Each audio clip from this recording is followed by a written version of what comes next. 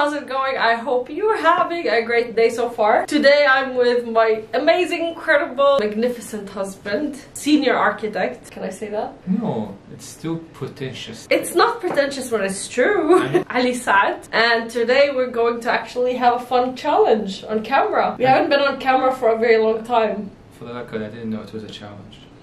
Well, it's kind of challenging just doing this video. So I'm being blindsided. First, we're gonna be telling you a little bit about space planning and how we do it as a process. We are going to be doing a bunch of talking before the actual video, so if you want to see all of the timestamps, just take a look in the description or go to this timestamp. Yeah. So let me ask you this, first of all. I have been giving you some of my projects for like the past years that I've been working as an interior designer, and I've always asked you to review my layouts, and you always had this creative way of looking at things and looking at circulation in a way that I don't want to say an interior designer doesn't, it's just that you have a special talent about it. It's not special. Can you tell us a little bit about that? I think there are two types of designers. There are the dreamers and the thinkers, just like there are people. And I think when it comes to layout distribution, the thinkers do slightly better because I think we establish better connections between spaces. Interesting. Whereas the dreamers, you know, they conceptualize the whole thing. So let's say the dreamers, they build the context, we come in and we fit the pieces inside. So I think that's why me and you, we complement each other in this. So I think that's why what you do fascinates me and what I do fascinates you, if that makes sense. Interesting. Yeah. I think that's very true. So can I ask you if this is a skill that can be built even for someone who's like a dreamer like myself? For sure, but just how your brain is wired. You know, like you'll always be more of a dreamer, and then once you are designing, maybe you prioritize, let's say, feeling rather than functionality. But when I come into the picture, I'm more of a form follows function kind of a guy. So then I'll start beating function into the design. So I'm not saying that whatever dreamers design is not functional, or whatever functionalist people design is not dreamy, but I think having both on a project does actually balance things out. But I don't think it's bad to think about how people feel in their space. I feel it's also a functional... 100%. No, it is good. Yeah. Yeah. But sometimes, because again, dreamers, when I say dreamers, you take a step beyond the current reality, and then I think it's our job, the functionalist, is to bridge that gap. So that's how we complement each other. I'm not talking about just you and me. I'm talking about, let's say, dreamers versus thinkers or functionalists. So there's always someone who thinks, okay, it must be better for us to live like that or do a certain function like that. I just don't know how we do it. And then we step in and then we basically pave the way to reach that destination. And then that person, oh, actually we can do even better, and then we come and we build. So it's the problem is that without you guys, we would keep like refurbishing what we already know, making tiny, teeny improvements. So I think it's a nice balance, yeah, between the two, let's say, different mindsets, I would call. And I think this is also applicable not only in design. I think it is applicable to a lot of other disciplines. You always have someone who thinks way ahead, and then someone who has the know-how to pave the way. I always think about the La La Land song. Here's to the ones who dream. Yeah. They need the crazy ones.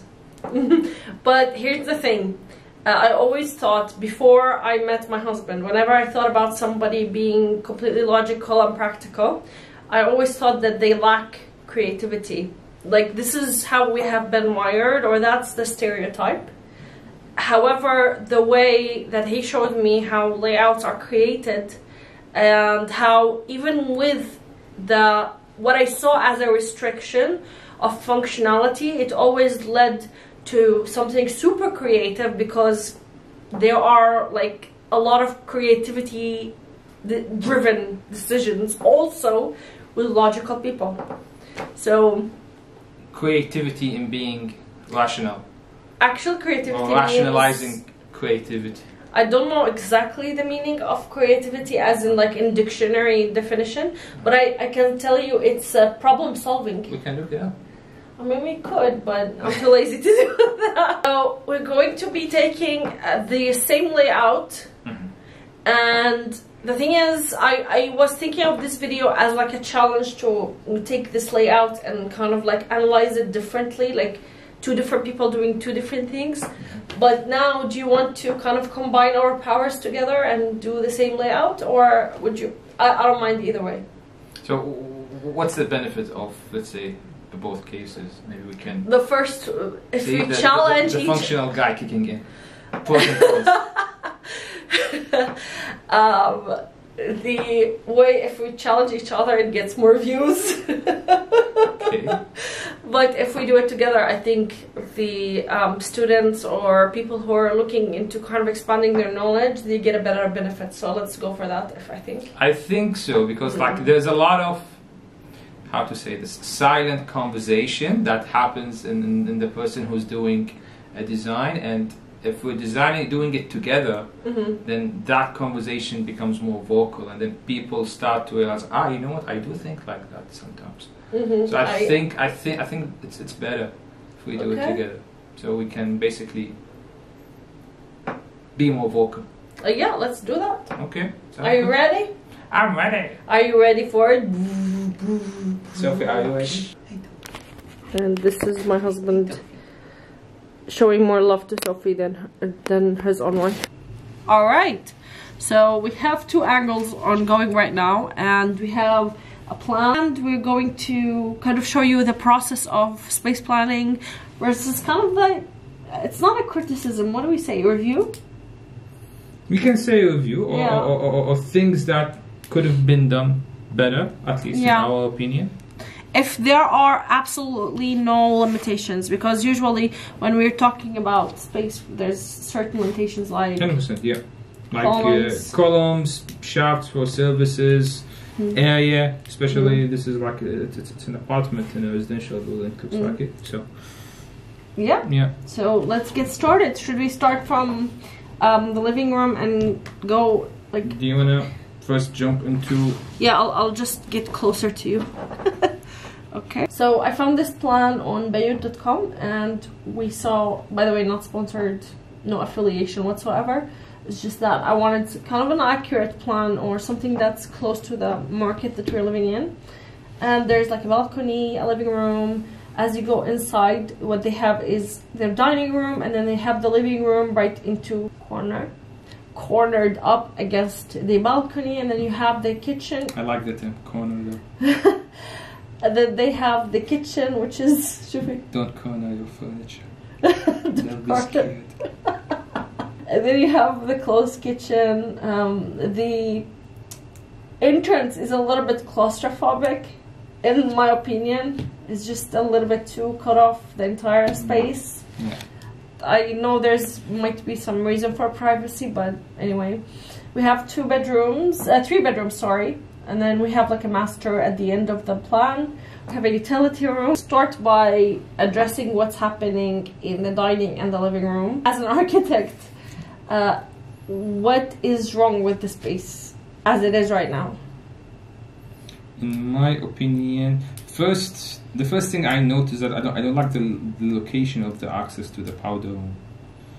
I feel like the guests, if there are guests coming, to the house, they are venturing a little bit too deep into the space. I would maybe think of having the powder room access maybe somewhere from here. Interesting. Oh yeah. Yeah, just so that people, they don't have to, come all the way to here and exit. And you're already in this, I would say semi-private space. I mean, yeah, for sure, you have, once you are, let's say, moving in this part, you will have some visibility on this entire corridor, but I think this just gives it more accessibility. However, on the other hand, this space is probably used for like shoe cabinets, a mirror, key bowl, whatever. you know, and then by having a door you need to keep it clear, so you're basically like killing this entire space if you introduce a door. So there's pros and cons, I think, to this approach, but I do prefer having the access somehow figured here. Maybe that entrance is slightly shifted to the left, maybe somewhere here, so you can have whatever items are, you need shoe cabinets or whatever that can happen behind the door. But then this becomes your access to the powder room rather than through this corridor. So this area, it becomes private. This is what my first observation. What do you think? I think the way that this was designed from the beginning is to consider the cultural, like we live in a culture here that is more conservative. So they had this wall essentially just to make sure that you don't see into the kitchen or you don't see into the living room. But I think the way they did it, and I think the direction of where it was placed is wrong, in my opinion. And I can see that, I can see what they're trying to do, but maybe they could have done it in a different way. I think we've talked about this before, right? Okay, so what do you think? I think even if they want to kind of isolate the space and like not want to show like what's going inside of the house, they can still create this wall, but like they can create it here instead, in my opinion. And so they have like less of a view. The thing is, I think the kitchen, first of all, being closed, a closed kitchen this is an apartment that's not a huge. It's an average size apartment. So this is why I think the kitchen here and being closed here is kind of not very ideal. The way I would do it is, first of all, the first thing I noticed, which correct me if I'm wrong, that you have the dining area here and you have the kitchen here. So it's kind of further away than if it was a different size kitchen. Even if it was a closed kitchen, like the circulation would be easier if the dining area is here. I think they were trying to utilize this window, but again, you have all the way, like windows all the way here because you have a balcony here. Do you know what I mean? I would say that maybe having the living room here is better, because if you think about it, you're only gonna use the dining space during mealtime, and this is, I think, it's a lesser lit place here compared to the living room. So since people, let's say the occupants of the house, they would spend most of their time, let's say, in the living room rather than sitting on a dining table, then I think maybe this corner here is actually a good location, because you obviously have natural light coming from here and you have natural light coming from here as well. So I'm kind of on the other side from I mean, what you think. Yeah, to each their own. I'm not going to oppose you again. I didn't get what you did here actually. So when you introduce that wall, do you want this wall to go away, or? Yeah, of course I want that wall. Interesting. So basically this actually just turns. Yeah. Well, let's say even with keeping the door of the powder. Exactly. So you still have some space for storage. You have a little bit of place to put the console and. Okay. So what do you think should happen with the kitchen then in this case? Okay, I have a very, very, very Sorry, strong. I'm putting you on the spot here. No, I love it. Please, I love kitchens. I love kitchen designs because they're very logical, and I know it should not appeal to me because I'm certainly not a logical person. But I love how you design it because you want to save time as much as you can. And the thing is, I feel like a lot of people gather up for their meals, and why I want to kind of cancel out this and make it kind of like into a one plan is because if you kind of merge these two spaces, that means you can have the kitchen, can have the sink facing here. So when you're doing the dishes, when you can kind of have like a nicer view, and then instead of having this place, and maybe you can even continue so you're not visually restricted with the wall, and then this can be used as a breakfast nook maybe because you have the nice natural light. I think the benefit of having the living room here would be less glare, essentially, and kind of like a more, you still have a lot of sunlight coming from here, so it's not so bad, it's not completely closed off. And you can still create some sort of like a lighting system where you have like multiple layers of lights.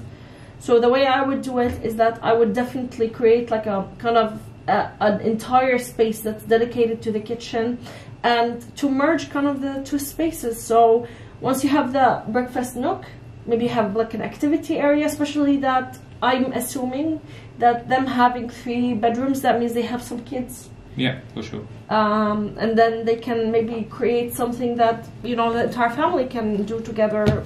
You know, it's never like just a living room anymore, especially in buildings. This is the way I think about it. Okay, so maybe they can decide in the comments. Write in the comment which one do you... Yeah, I think this stirred two different directions. Yeah. But which one do you think is a better, like, not the better layout? Which one do you agree with? Which one would you rather have? You know? Like, obviously, people have different tastes and they prefer different things. So yeah. So maybe you can create the layout. Okay, what do you think about the kitchen? What do you think about a closed kitchen? For let's say a family who depend heavily on, let's say, in-house cooking, I do prefer a closed kitchen. Really? Yeah. Okay. Because like oftentimes, you know, the smoke of the cooking and, you know, the greases, like, they tend to escape the kitchen area if it is open, and then they start to digress within the house. And unless you have a really good like a, what do you call it, a kitchen extractor? Yeah, extractor. Not the extractor, the fume hood. The hood, yeah, the oven hood. But that's the thing. So I don't remember the name. I think it's a fume hood, if I'm not mistaken, or a kitchen hood. But the problem with that is it's never connected to the extract system of the kitchen. And if the extract of the kitchen, or let's say within the building, is not that strong, so what that hood is basically doing is just taking the air from, let's say, underneath or from on top of the, let's say, the cooking surface to, let's say, near the ceiling. That's all it's doing. It's not really extracting it.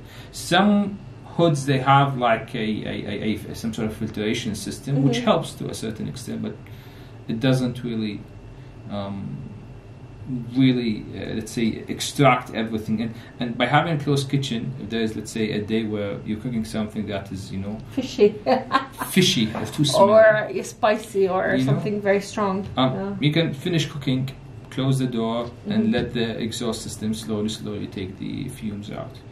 So I think that's why I prefer a closed kitchen rather than an open kitchen. I see where the open kitchen is good, because, like, especially when we're talking about, let's say, family moments, and you know, where the mom is actually serving the food to the children, etc., and she hands over to, let's say, you know, like some sort of a table, or you know, like these things. Okay, they are nice to have, but I hate the fact that someone can cook and be isolated away from everything that's happening around them. I think it should be more like of an interactive experience. Again, which one do you prefer? I love where he's coming from. I understand it. I think it depends. For us, I don't cook that often, but when I cook, it's something that's like not too strong smelling, I guess. Like, it's nothing like too fishy or... Yeah, but sometimes it happens, actually. I burn the olive oil. If I'm cooking with olive oil, it burns quite quickly, so the smoke comes everywhere. But I don't even have a hood, so... Yeah, that's one thing. So you can't... I think it depends on the family themselves and what they need. That's why you hire somebody to design for you. To cater for your exact needs. Yeah, 100%. Let's move on to the powder room. I'm actually really pissed off about this one. Really? How come? Yes, very much. I hate it. I think it's disrespectful to have your door facing the toilet. Which door? Sorry, again. So the door here, it faces the toilet. You open the door and the first thing you see is your toilet. they're calling this a powder room, so it's for guests, but the fact that you have the toilet right in front of you and it's just like a single sink, it's so sad. The way usually when you review layouts, the way you do it is you make sure that either the door is not facing the toilet, so it kind of blocks out the toilet. Yeah. And also it's for privacy, so like if somebody was to open the door by mistake, it's kind of like hides the person. Put locks on the powder. Of course put locks, but what if you forgot to lock the door? Oh, come on. There you go. If you, I guess you would never forget. Touche. You would open the tap of the Yeah, you have a point. But just in case, you know, maybe a little child would be not smart enough to do these things yet. You know, now that we're picking up on this point, I can see that having the door here is actually not a very good idea. Yeah. It's just like, whee! Hello, everyone. So instead, the way you would do it, you'd either like place the toilet somewhere here. So you'd have it here. And or you would, you know, if you change the door, as Ali said before, to something like here instead. Yeah. Then that means that maybe the location might be okay. It's a bit more concealed, yeah. Yeah, true. or a lot of people are doing this right now. It's very trendy. They kind of place a wall, like a little wall, like a small partition. Yeah, for the toilet. Okay, you know what? Yeah. I think it's important. And oh, for heaven's sake, like people need to stop doing this. Make it a counter. Stop cheapening out on the materials. Don't you agree? You need the space to put like lotions, towels, things like that, like for especially if it's a guest powder room. True. Yeah. I mean, I think maybe they didn't do that because of the actual size of the powder. Like it is a little bit too small to actually go all out. I'll still do it. And yeah, I think maybe you can win a little bit of space if you just increase it slightly, and then you can have a decent powder. Voila. So, yeah. Okay. So yeah, this is for, I think this is a nice start. Maybe this is part 1 out of like 3 parts or 4 parts for this video. Okay. Do you want to draw out the layout? Draw out the layout, like what you think is right and what I think is like what you said versus what I said. Okay, we can do that. Yeah. I mean, I can take this image and then you can take this image and then we can both do a small sketch on top of it and then. Okay. You want to bring your iPad? You want to do it now, live? Yeah. Wow, okay. Why not? Do it a hyperlapse. Come on.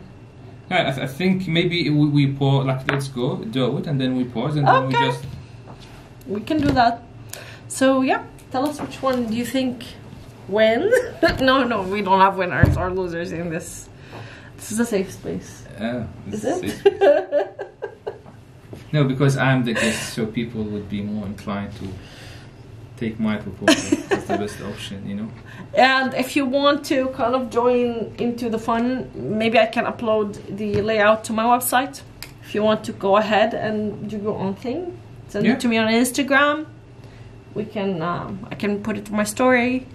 Yeah. Just maybe explain what are you trying to do, what's your thought process, and then by the end of the day, like I think characters play a lot of how to say this, they weigh in on the design significantly. I think if we had a third person here sitting with us who's also a designer, he would have a different thought. Agreed. I mean, and like okay, the variants may align and may group, but you still have different options. So it's good to hear from other people as well, I think. Okay, let us know what you think. So this is the layout I've created, and I wanted to show you that this is the original one, and I'm kind of like drawn on top of it, and I'm going to walk you through it now. And Ali will do the same thing. So now I'm just going to hide the main layer. So if from the entrance starting, there is like a little console area. It can also be like a shoe cabinet or something like that. So there's like a multifunctional area that, you know, still serves as an entrance or a place where like a foyer, more or less. And then, as you can see, like what you see as you go from the entrance is a kitchen, and inside of the kitchen, like starting from the kitchen door, it can be either a pocket door or it can be you know, a barn door, something like that. So it can be like a closed off when it needs to be, or if someone needs privacy, if someone's cooking, they don't want the guests to see them cooking. And then what happened is that now the kitchen can be semi-open, so there's a little bit of an open space. This particular wall right here, the half wall, so it's where like the mother, if she's cooking, that's where the oven is at. So the mother can, you know, overlook the living room area, and she can overlook the breakfast nook. And as you can see, I've created the breakfast nook as like similar line with the island of the kitchen where like their dishwashing is happening. So that makes it a little bit more dynamic, in my opinion. Of course, I would love to hear your feedback about this. And then I also created like an area for the storage, which is here, and this can be like acting as a pantry or something like that. The reason why I created this area is also to kind of have like a kind of a diverse, or not a diverse, but to just give a little bit of a space between the entrance and the living room for like an extra privacy, but also like as a functional pantry, if that makes sense. And then you have like the living room area. This is where the TV is at. Then you have like two single chairs and two double sofas, or you can have like 3-seater as well. And there's also like a bunch of side tables. Of course, this is not to scale. I mean, it can be to scale if you want it to be. Maybe we'll have that as like a next video. But then you have like enough space for people to sit around, and then you have like a separate area for the dining. And I feel like this is a much more neat layout.